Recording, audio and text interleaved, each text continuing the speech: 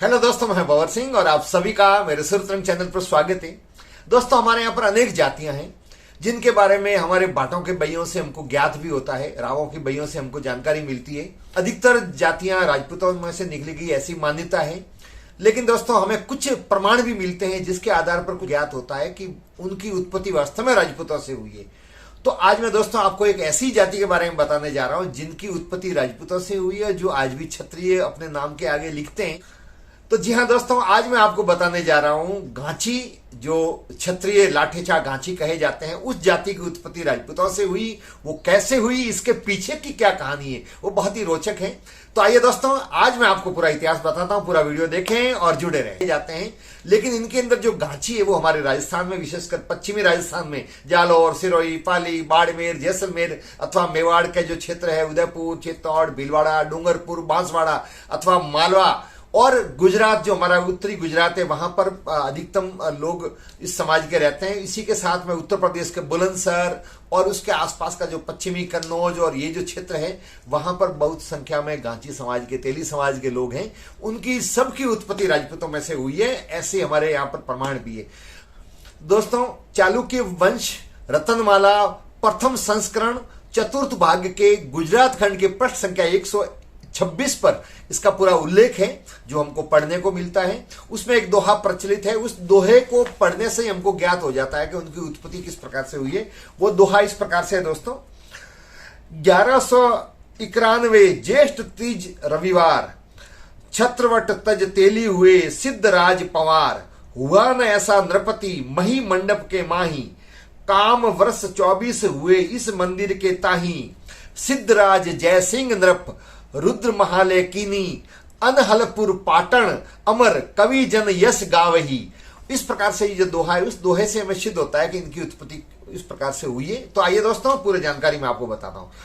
दोस्तों, एक वक्त था जब गुजरात की पाटन बहुत ही समृद्धिशाली राजधानी थी। हम इतिहास में पढ़ते हैं तो हमें बहुत गौरवान्वित महसूस होता है अपने आप को कि इतनी समृद्धिशाली, वहां एक से एक पराक्रमी राजा हुए, जिसमें मूलराज बहुत प्रसिद्ध राजा हुए। उन्होंने 942 ईस्वी में पापों से प्रायश्चित करने के लिए एक मंदिर निर्माण करवाने का जो ब्राह्मण ने कहा था, उसके अनुसार उन्होंने कार्य आरंभ किया। वो ऐसा मंदिर बनवाना चाह रहे थे जो दुनिया भर में अनोखा हो, ऐसा न कभी किसी ने बनाया और शायद न कोई बना पाए। और महारुद्रालय नाम से वो मंदिर बनाने के लिए उन्होंने कार्य आरंभ किया। लेकिन दोस्तों, वो मंदिर इतना विशाल था कि वो पूरा होना मुश्किल था। और उससे पहले उनका देहावसान हो गया। फिर लंबा वक्त गुजरा। उसके बाद में आगे जाकर के उसके बाद में हुए हैं जय सिंह सिद्धराज, जो बहुत ही प्रसिद्ध राजा हुए। उन्होंने उस मंदिर का कार्य पुनः आरंभ करने का निश्चय किया। लेकिन जब उन्होंने एक वास्तुकार से पूछा तो उन्होंने बताया कि इसमें 24 साल लगेंगे। परंतु जय सिंह सिद्धराज को, सिद्धराज उनकी उपाधि थी, एक पंडित ने बता रखा था कि अब आपकी उम्र मात्र 12 साल ही शेष है। तो उन्होंने निश्चय किया कि मुझे 12 साल में इस मंदिर का कार्य पूर्ण करना है। चूंकि मंदिर 24 साल में पूरा होना था, लेकिन रात दिन करके कार्य करने पर 12 साल में इसको पूरा किया जाना था। उसके लिए रात को कार्य करते वक्त रोशनी की जरूरत रहती थी। उस जमाने के अंदर बिजली की कोई व्यवस्था थी नहीं। घर में भी उस जमाने में तेल का ही उपयोग लिया जाता था। तो मशाल जलाने के लिए तेल की बहुत बड़ी संख्या में जरूरत थी, बहुत ज्यादा तेल की जरूरत थी। तो उन्होंने बहुत सारे तेलियों को वहां पर बुलाया था, जो दिन रात अपनी गाड़ी से तेल पेलते थे और उस तेल से रात को मशालें जलती थी और उस रोशनी में कारीगर काम करते थे। ऐसे करते करते 9 साल हो गए। लेकिन वहां पर जो तेली थे वो उनको घर जाने की छुट्टी नहीं दी जा रही थी। अब वो घर जाना चाहते थे। उनको जो मोहरें दी जा रही थी वो भी उनके पास में काफी इकट्ठी हो गई थी। उनके लूटने का अथवा चोरी होने का भय भी था, घर की भी याद आ रही थी। तो वो राजा जय सिंह के पास में गए और जाकर के कहा कि महाराज, 9 साल हो गए, हमारे बाल बच्चों से हम मिल नहीं पाए हैं, आपकी आज्ञा हो तो हम घर जाकर के आ जाए। तो जय सिंह सिद्धराज ने कहा कि अब तो 3 साल ही तो शेष है, 3 साल और धैर्य धारण कर लो, फिर मैं आपको ससम्मान यहां से सम्मानित करके और विदा करूंगा। तेली वापिस मन महसूस करके आ गए। लेकिन सबने निर्णय किया कि ऐसे तो 3 साल निकालने बहुत भारी पड़ेंगे। उधर राजा ने वहां पर उन तेलियों की निगरानी करने के लिए और मंदिर की निगरानी करने के लिए 8 गोत्रों के राजपूत थे, वो वहां पर निगरानी में रखे हुए थे, जो दिन रात निगरानी करते थे, जिनकी संख्या लगभग 250 थी, जिसके अंदर बाटी, चौहान, सोलंकी, परमार, सभी गोत्रों के राठौड़, सभी गोत्रों के राजपूत थे और वो वहां पर निगरानी करते थे। तो अब उनसे बच करके तेलियों को जाना तो मुश्किल था। तो फिर उन्होंने सबने बैठ करके निर्णय लिया कि राजा तो हमको अनुमति देगा नहीं, और ये जो निगरानी कर रहे हैं राजपूत योद्धा, इनसे भी पार पाना हमारे बस की बात नहीं है। तो उन्होंने एक योजना बनाई और उस योजना के तहत उन सभी राजपूत सरदारों को जो निगरानी कर रहे थे वहां पर, उनको एक दावत दी। दावत के अंदर शराब पिलाई रात को महफिल में, और जब नशे में सभी चूर हो गए तब फिर रात को वहां से वो तेली सभी एक एक करके वहां से निकल गए। सुबह देखा तो वहां कोई नहीं। राजा बड़े क्रोधित हुए। जय सिंह ने सभी निगरानी करने वाले सरदारों को बुलाया कि मैंने आपको निगरानी के लिए रखा था, लेकिन आपकी लापरवाही से ये जो तेली है वो सभी भाग गए। अब दंड के तौर पर मैं आपको ये सजा देता हूं, अब आपको मैं ये सजा देता हूं कि ये कार्य आपको करना है, तेल पेलने का कार्य आपको करना है, करोगे।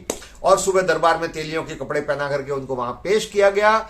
मजबूरी में अब वहां क्या करते, राजा के सामने किसी के बस चलता नहीं।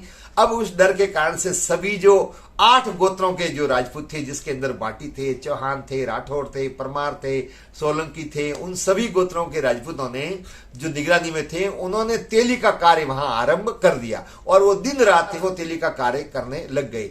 जब वक्त काफी निकल गया तो उसके बाद में जब काम पूरा हुआ तो हमारे यहाँ और जाति में कोई शादी कर लेता है, अथवा और कोई व्यवसाय कर लेता है, अथवा कोई छोटे स्तर का कार्य कर लेता है, तो आज भी हमारे यहाँ पर बहुत सारे समाज है, लगभग सभी समाज उसको अंगीकार नहीं करते हैं, स्वीकार नहीं करते हैं। उसके अंदर जैन भी शामिल थे, जैनी गांची भी है जो गुजरात में पाए जाते हैं। तो फिर उन लोगों को उनके समाज वालों ने ईर्ष्यावश अंदर स्वीकार नहीं किया, समाज में नहीं लिया कि तुम तो राजपूत नहीं हो, बल्कि तुम तो गांची बन गए हो, घानी चलाते थे, तेल पेलने का कार्य किया था, इसलिए। अब वो मजबूरी में जाए तो कहां जाए। अब उसके बाद में वो सभी लोग लाठ लेकर के, तभी तो लाठेचा कहलाए, वो लाठ लेकर के वहां से निकले और आबू के पास में आए, और वहां आकर के ये सभी लोगों ने एक सभा की। सभा करने के बाद में सबने सर्वसम्मति से आबू की गोद में बैठ करके ये निर्णय लिया कि आज के बाद में हम यही पुश्तैनी कार्य करेंगे। और उसके बाद में वो राजस्थान के और गुजरात के, मालवा में, उत्तर प्रदेश में सभी जगह धीरे धीरे फैल गए और अपना व्यवसाय गांची के रूप में, तेल पेल चलाने का तेली के रूप में अपना कार्य आरंभ किया। और तब से ये फिर गांची बन गए और उसके बाद में ये अपना व्यवसाय ये करने लग गए और एक अलग प्रकार से तेलियों के अंदर गांची जाति शामिल हो गई। लेकिन दोस्तों, गांची जाति उसमें शामिल भले ही हुई, लेकिन मूल रूप से ये क्षत्रिय तब भी थे, आज भी उनके जो वंश परंपरा है वो यही है। उसके बाद में ये क्षत्रिय घासी कहलाए और उन्हीं में से अलग अलग गोत्र निकले। और राठौड़ बहुत संख्या में राठौड़ भी हैं, सोलंकी भी है, चौहान भी हैं। उन्हीं में से एक तंवर गोत्र के हैं जो बोराना कहे जाते हैं, जो आपको जालौर सिरोही में बहुत सारे उपनाम आपको पढ़ने को मिलेंगे। बोराना के बहुत सारे उपगोत्र आगे बढ़े और ये एक समृद्धिशाली समाज बन गया जो व्यवसाय में बहुत सुदृढ़ है, जो आज भी बहुत व्यापार में उनका नाम है। बहुत सी जगह उन्होंने बड़े बड़े मंदिर बनवाए। बागरा के अंदर भी सांवलिया जी का बहुत बड़ा ऐतिहासिक मंदिर बनाया क्षत्रिय घासी समाज द्वारा। ऐसे ही जगह जगह कालंद्री में भव्य मंदिर है, सिरोही के अंदर भी है। और आज ये समाज एक अलग अपनी पहचान बनाए हुए हैं और अपना वजूद भी रखते हैं। तेली समाज के अंदर बहुत सारी जातियां जिसमें मोड़, मोदी, साहू, तेली, गनीगा और गांधला इत्यादि भी शामिल हैं गाछियों के अलावा। और उन्हीं में से हमारे भारत के वर्तमान लोकप्रिय प्रधानमंत्री श्रीमान नरेंद्र जी मोदी भी उसी समाज से आते हैं। तो इस प्रकार से दोस्तों एक जाति की उत्पत्ति हुई जो लाठ लेकर के वहां से निकले थे। लाठ जिससे तेल पेला जाता है, उसके कारण से ये लाठेचा कहलाए, क्षत्रिय लाठेचा कहलाए। और ये समाज आज बहुत बड़ी संख्या में हमारे यहाँ पर विद्यमान है, लगभग भारत के विभिन्न भागों में, और इनका एक अलग वजूद है और अपनी संस्कृति को आज भी ये बचाए हुए हैं। चिंतामणि प्रबंध भाग में भी इस जाति का हमको उल्लेख पढ़ने को मिलता है। तो दोस्तों, पाटन के जय सिंह सिद्धराज के समय विक्रम संवत 1191 में घटी इस घटना के बाद में गांची जाति की उत्पत्ति हुई, जो आज भी हमारे यहाँ विद्यमान है, जिनको अपने संस्कृति इतिहास पर गर्व है। तो आपको दोस्तों ये वीडियो कैसा लगा? वीडियो को लाइक करें, शेयर करें, कमेंट्स करें, और यदि चैनल को अब तक सब्सक्राइब नहीं किया हो तो ऐसे ही रोचक और ऐतिहासिक जानकारी जानने के लिए चैनल को सब्सक्राइब करें ताकि आप तक नोटिफिकेशन सीधा पहुंचे। वीडियो देखने के लिए आप सबका बहुत बहुत धन्यवाद। जय हिंद।